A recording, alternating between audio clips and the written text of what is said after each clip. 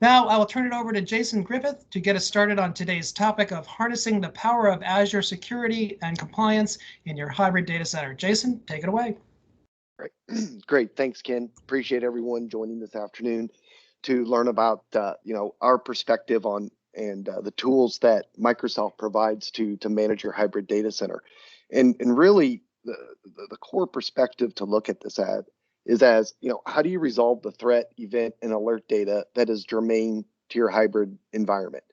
And that looks at how that data is collected, what sources you have to compare it to, and then what are the remediation efforts that you can take either manually or through automated means to assess that. And while most cloud providers have tools that are specific to their cloud environment or tools to their on-premise environment, Microsoft, through some other Azure services, has really provided a more global platform to also be able to provide that same level of data collection and comparison to not only Azure, but to your on-premise environments, as well as to your other cloud workloads that you may have.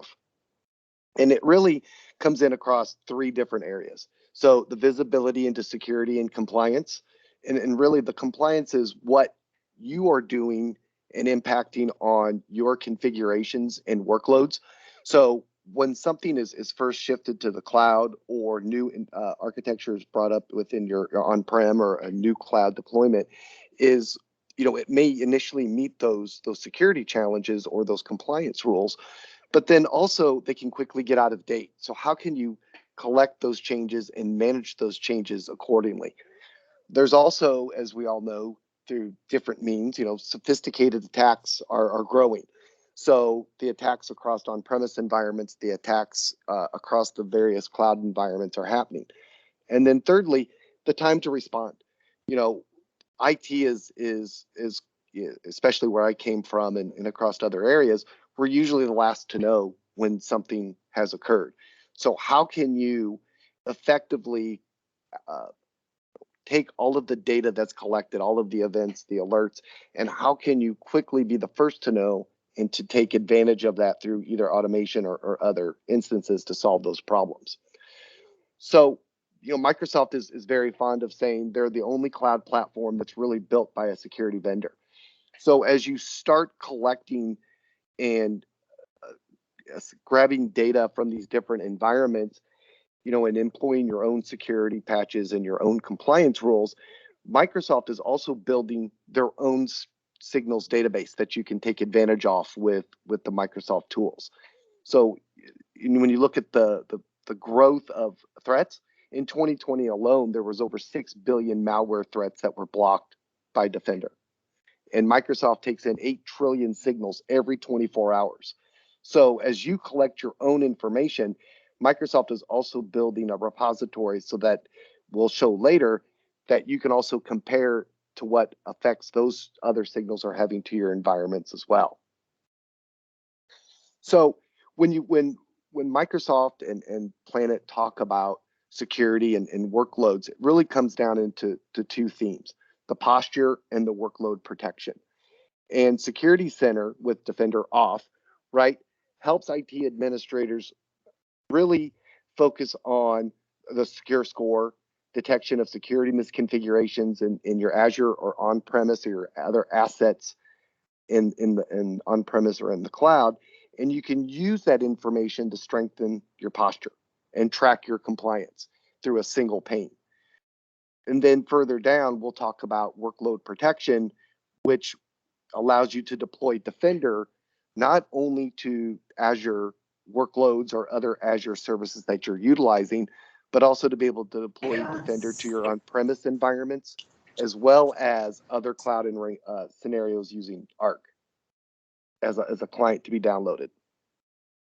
So Security Center provides three real core features: a secure score, which we'll go into detail about, the ability to manage compliance and policies in servers or workloads that fail to meet those compliance standards, and then using Defender as part of Security Center now, the ability to provide protection and that extended detection and response scenarios across not only Azure Services or infrastructure that you've deployed, but then to Google or Amazon workloads, as well as any on-premise environments that you might have. So let's first talk about the Security Center and what some of those key components are.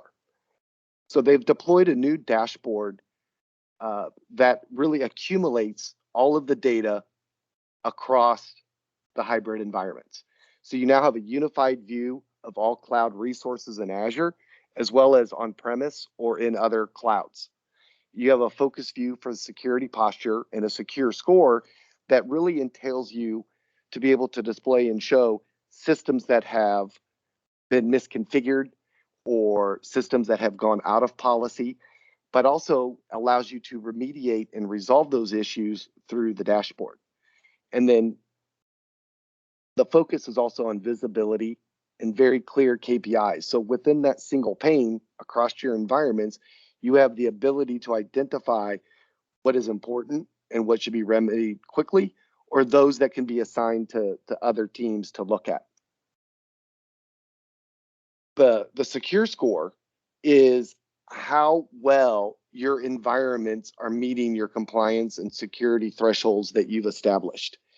And really what Microsoft recommends is anything around a 67% of a secure score is a tenant on-premise environments that are close to best practice and your security features are enabled. But also what you want to achieve for, even though 100 is where your ultimate goal is, around an 80%, you should be able to get to and be able to provide that secure environment. But the key of the security center itself is to provide that single view across the environment. So you can see which systems are out of date, which systems need patching, which systems that have been added to Azure or to the other cloud environments without your involvement.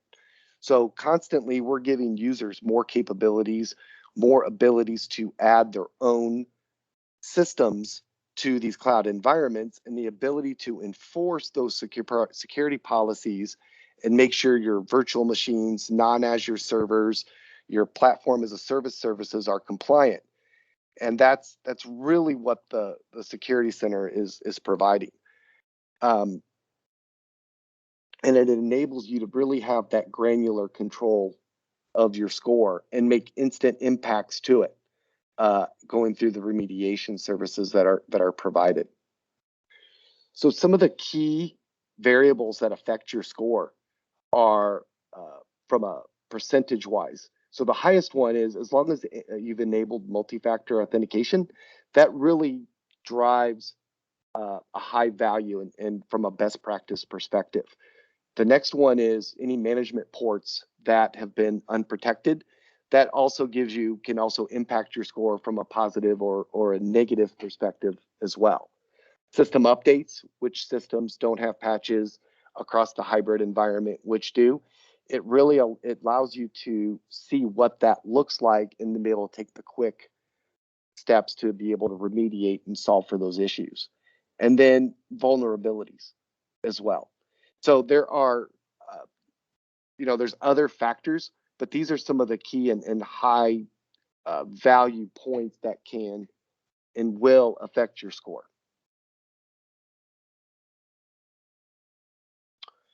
From a compliance management and assessment, the dashboard enables you to monitor, any workloads that exist in Amazon or in Google with the multi-cloud support. You're enabled to leverage the security benchmark that monitors by default and are fully aligned with your secure score. So again, as you collect data across multiple environments, it then gives you that ability to compare what policies you've enabled from an IT administration and what your own policies are, but then also compare to the signals and other information that Microsoft's collecting from a common industry standard as well. And then you can take these statuses and download them as reports and send them up to management to see how well you're secure and protected. And what's more important as well is the dashboard's dynamic.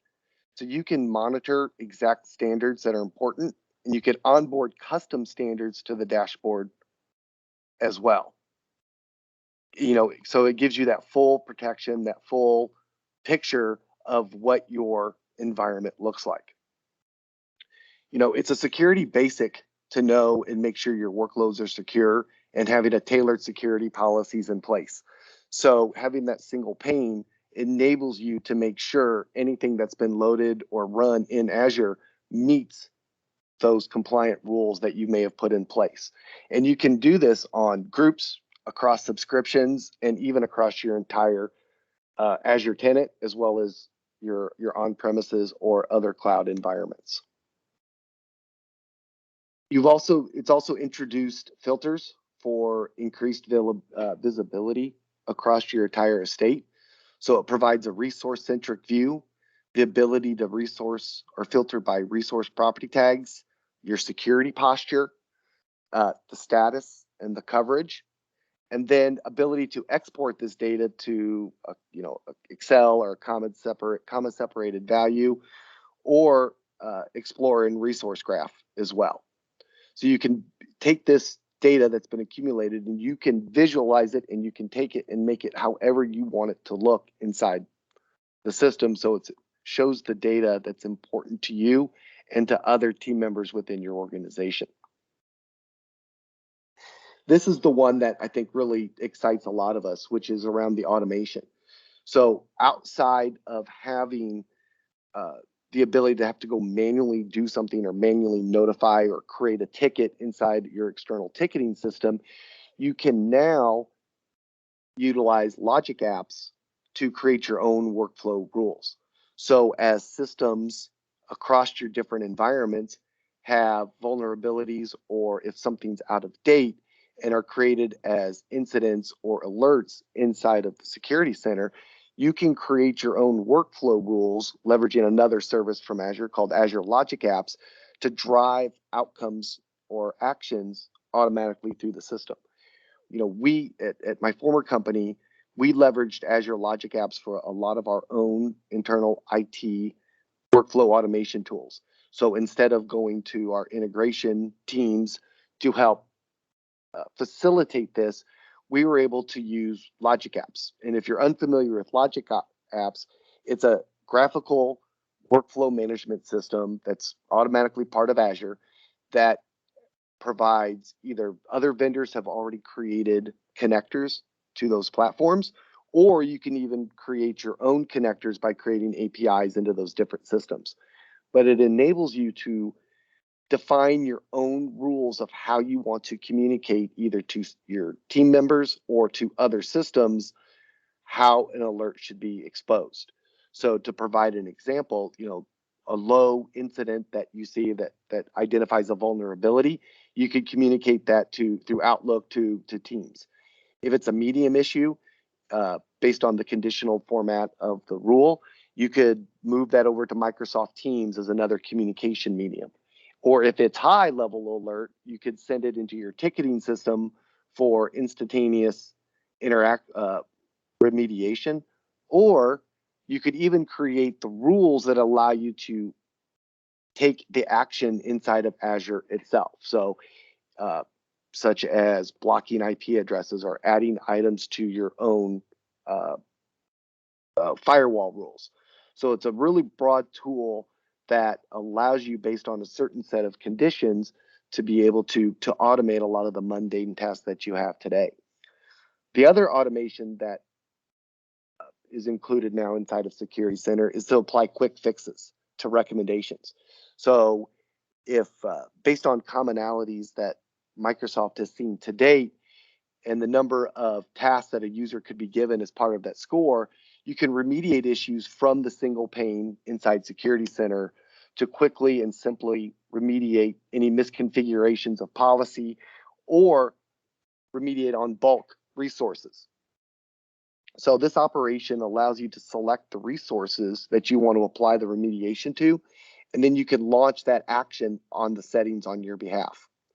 So those are a couple of ways as you look through how can you improve the mundane day-to-day workflow for some of these items. You can use workflow automation or the quick fixes recommendations to automatically apply those fixes to your environments. So outside of the security compliance and how do we look at this from a multi-cloud or on-premises environments today, and how does Microsoft support that? Just recently, Microsoft has introduced Azure Arc, which is a services and management capabilities that you can deploy on any infrastructure anywhere. So you can deploy Azure Arc for servers, no matter if it's an on-premise or a virtual server, or something that exists in one of the other clouds that can govern and manage servers from a single management pane through Security Center. If you're leveraging other services such as Kubernetes, you can deploy Arc onto those to enable that same DevOps techniques across the Kubernetes and DevOps scenarios. Or if you're leveraging data services everywhere through Azure, you can get compliance and faster response time by deploying the client and have it feed that information up into Security Center as well. So a combination of the Security Center and then the Arc client to be able to deploy to non-Azure resources can help you manage and support your posture and compliance through your secure score and asset management, even achieve potential regulatory compliance based on templates that Microsoft is starting to implement. And then, as we'll talk through a little bit further, you can also implement server protection. So anywhere where the Arc client exists, you now have the opportunity to deploy Azure Defender for VMs to help with threat detection and to and detect and respond to any events that cross the cloud. And then it provides the automation and management at scale based on the events that occur. So now, as we talked about what Security Center does and how it provides visibility and that collection of that information and the ability to take advantage of a resolution or the ability to automate visibility into those resolutions and remediations. Now we'll talk about Azure Defender for your threat protection across your entire domain. So Defender is really that middleware piece that sits in between your SIEM systems and your and Azure Security Center. It's integrated into Azure Security Center as another pane, but it also can be deployed to help support threat detection for your servers and VM workloads, your cloud native tools that you're using, such as the Kubernetes, anything that's resolving SQL, whether they're managed instances or SQL VMs, the Azure data service layers, and for those that are using for either IoT devices or operational technology, such as air-gapped environments, Defender can also be implemented there as well. So one of the items that where Defender really helps and support is this visualization of the cloud kill chain or even the on-premise impact to this kill chain model as well. So there are 4 areas that threat actors will tend to take to try to obtain access to customer data or to just to impact through DOS capabilities. The model explains how the attackers attempt to gain access to any of these resources. So it really starts with exposure. And what you're really trying to stop is, anything that's insecurely configured, protect for vulnerabilities such as patch updates or infected admin accounts. And then once they've defined that exposure capabilities, they'll then get into access across those environments through virtual machines and down the line. And then the lateral movements across your different cloud or other resources that you have throughout your environments, and then what actions that they could take. And where Defender comes along is the ability from 2 different flavors, from a Microsoft 365, so you can protect your email, endpoints, the identities and apps, but then also from an Azure side of it to be able to protect SQL, your server VMs that are stored there, containers, the network traffic, your IoT, and apps. And again, this is not just for Azure workloads that you've deployed as well. This is across the entire domain of the systems. The core threat protection that it provides for your Azure and hybrid workloads is pretty broad. So from a GA perspective of what's available today and then what's in public preview is any server across your hybrid workloads, Azure VMs, Kubernetes, your app services that you've deployed, Azure SQL and managed instances, Synapse and storage is all available today. And then in preview, which more organizations are starting to use, is anything from a storage blob or Azure Files, and then leveraging other types of SQL environments that are made available. And then you can also implement threat protection for the Azure Services layer, including the network and Key Vault. And then what's coming is Azure Management Tools and DNS. So the Defender dashboard is now built into Security Center. So once you've had your view of what you can control, now you have the ability to see what the external actors are doing. So it provides the coverage summary for your hybrid cloud workloads. It will provide prioritized security alerts and then give you those insights on those threat alerts and then potentially be able to remediate. And again, you can leverage the automation tools inside of Security Center with logic apps or quick actions to be able to resolve for those issues. So when it comes to server protection, here's a couple of recommendations. Be able to reduce open network ports, the ability to use just-in-time VM to control access to those management ports, and limit open ports with adaptive network hardening. You can then block malware with adaptive application controls and protect Windows and Linux servers with Defender for Endpoint across your environment. You can turn on the vulnerability assessment for VMs, which is the automated deployment of vulnerability scanner, and then it'll continuously scan those applications for Linux and Windows VM, and the visibility to find that information in the portal and the APIs. So again, when we look at this from the data side, from a data collection, your comparison, and then to be able to remediate and act against that. Azure Defender for SQL allows you to protect SQL anytime, anywhere, whether it's in Azure, your on-premises environments, or in the other clouds. So you can do that through the Arc-enabled component. So once you've added those environments through Security Center, you can then deploy the Azure Arc client to those environments, and then that will enable you to deploy Defender across all of the different variations of SQL that you may have exposed.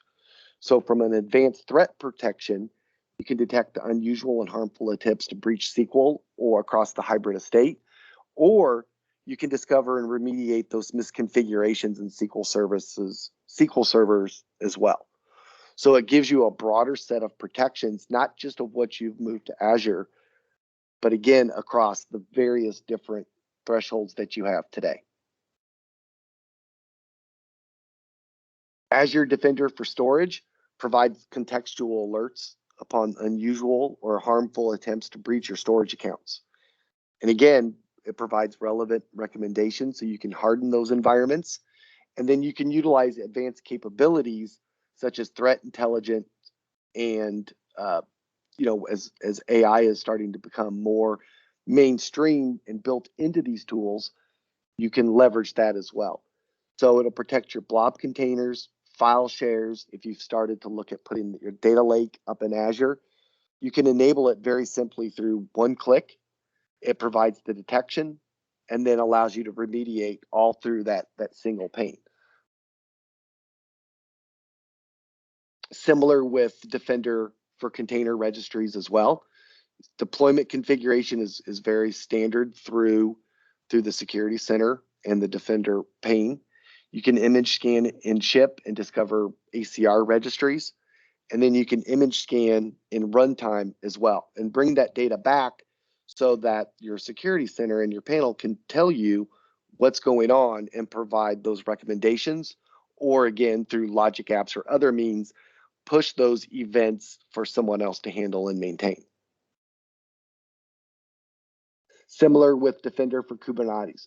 So Microsoft has taken great pains to take their Defender XDR product and continue to broaden its capabilities depending on what workloads or what scenarios that you're running throughout. So the key takeaway is from this is really you have a broad threat detection with Azure Defender. You can protect any workload in Azure, and as well as extend it to other scenarios. So you have Defender for Resource Manager, DNS, as well as for anything that's in Key Vault that you're using today for passwords and for security.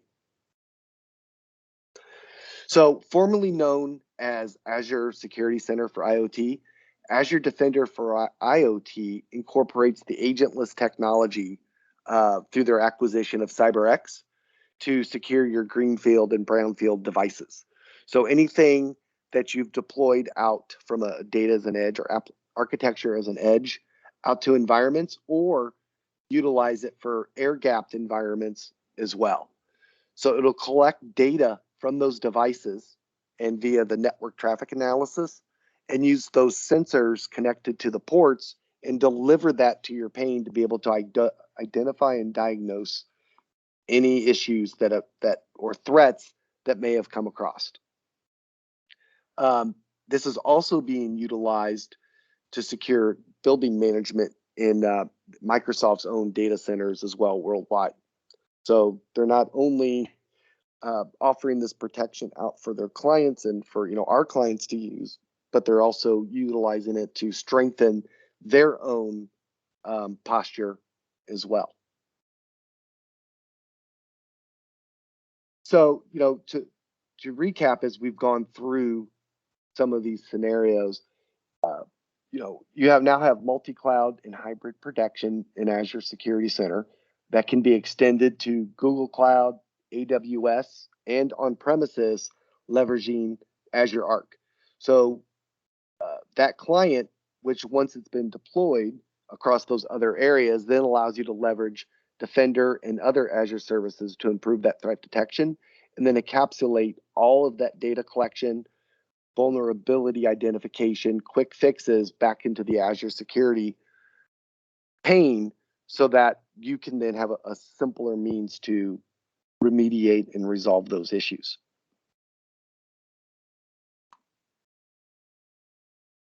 So a couple of other highlights. So Azure Defender, the built-in tool that provides threat detection for workloads running in Azure and on premises and in other clouds. It's been tightly integrated with Security Center to protect hybrid data, cloud native services, and servers from threats. And it'll integrate also as that middle layer to existing security workflows like your other SIEM solutions, or even as Azure Sentinel. And you can then use it in combination with Microsoft's threat intelligence data that it's collected as well. So with these tools, you can now protect Azure services, protect your hybrid workloads, and streamline the security through automation. So to recap, when you look at the vast amounts of data that is being generated, when you look at the number of security policies that your organization implements through the different workloads that have been pushed up to various clouds or through on premises, Security Center now provides the ability to resolve those threat, event, and alert data that's germane to your hybrid environment. Using Secure Score, you can identify how strong your security posture is to be able to remediate those items. And then Azure Security Center gives you the ability for policy and compliance. Roll all of those rules up into a secure score that lets you evaluate the conditions by which your infrastructure is running. as well as introduce if there's other regulatory compliance that you're looking to implement as part of your organization. And then a combination of Azure Security Center plus Defender gives you that single pane for threat detection and workload compliance. And then it provides that threat protection across Azure, on-prem, and your cloud environments through Azure Security Center, Defender, and Arc. So with that, we'll open it up to any questions that folks may have. Feel free to come off mute or go ahead and put a question in the window, in the chat window, if you have any questions. I've got one, Jason. You mentioned a couple times about how you can use the Arc client in other environments, other cloud solutions. How is that licensed, or how does that cost look to the end users? So Microsoft is making the Arc client available for at no cost to clients so far,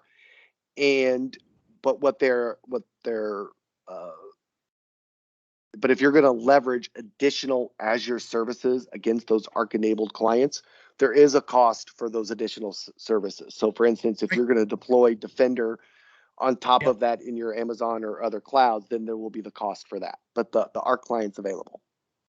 Nice. And what about other Azure environments? How do those all tie together in a single pane of glass? So you can, when you start to implement or when you open up Security Center, it allows you to identify which subscriptions or management groups or resources that you want to bring in and control. So you can manage it across the full tenant itself, or you could create filters or other scenarios by which the ones that you're just responsible for. So you can broaden out from a full security posture or just manage the ones that you want to implement within that. Very good, very good. Any questions so far from the audience? Questions? Is there anybody out there actually? Oh, we got a question here. Is Arc available in government tenants? So that is a great question. I don't know the answer to that, but we will get back to you on that question. And then Bob's got a question about how do these capabilities map to Zero Trust? So this is your beginning start to Zero Trust, right? So this starts to identify the gaps in the remediation efforts. I mean, Zero Trust is more of a governing philosophy. What Security Center and do is start you on that path to gaining and achieving Zero Trust through different means and being able to manage towards Zero Trust. Even though Zero Trust is a zero, it'll be an ongoing mitigation effort. It will help align you to that strategy. All right, and we've got another question about CIS. I'm not sure if we have some CIS. I'm sure we'll probably have some CIS experts on the call today, but the question is can Security Center be used to measure Microsoft CIS benchmarks? That is a very good question. We'll have, unless we have a CIS expert on, we may have to get back to that one.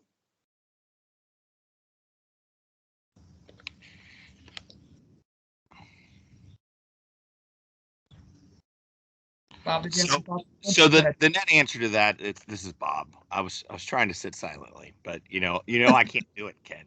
You know I can't. I know. So the part of this essentially, right? Compliance manager is where that mapping back to CIS benchmarks is going to occur, which is, while not directly related here, is adjacent to Azure Security Center. So if you look at in Compliance Manager within Azure, which I believe is linked in the Security Center, but pops to its own panel, Compliance Manager will take care of how you measure against not only CIS benchmarks, but I think at this point now, I think I last heard 400 various standards, right? Some of which are free and some of which are at an extra charge, and depending on which ones you want, you can measure against it. Great question. Any other questions? Again, if you have a question afterwards, you can always send us an email at the YouAlreadyOwnIt@go-planet.com or contact your cloud strategist and we'll get you an answer within 24 hours. That's what we try to shoot for. Barring no more questions, and we can certainly leave it open for a few more minutes. I want to thank Jason for giving us an overview of Azure Security Center, Defender, Arc, and how it can be used to protect your hybrid environment. Microsoft really does sit in a unique position here to be able to tie all this together, and it makes sense from a security perspective and from a security posture to be able to tie these things and reduce the amount of panes of glass that you're looking at, especially when we're looking at other clouds and all their Azure Active Directory tenants possibly, because I know a lot of folks are, some of the highly compliant customers obviously have Gov Azure tenants as well as commercial Azure tenants. So it's nice to have that one pane of glass to be able to tie everything together. And I think that product is called Lighthouse. If anyone's interested in looking at that, I believe there's some information in the blog about Lighthouse that ties the Azure Active Directories together. So make sure you definitely spend some time after this and take a look at the blog for additional information on how all this works and how it gets tied together. This was a lot of information about, and I know if you're hearing it for the first time specifically, it's a lot of information. So definitely the blog lays it out really well. Jason, I thought you did a great job on that. And it's been published. It's up on our website. There's also some featured links in the newsletter. If you haven't seen those, I'll go ahead and paste those into the chat window as well. These sessions are all recorded, so make sure you'll get the recording link, and if you feel free to go ahead and share it out to other folks in your agency as well.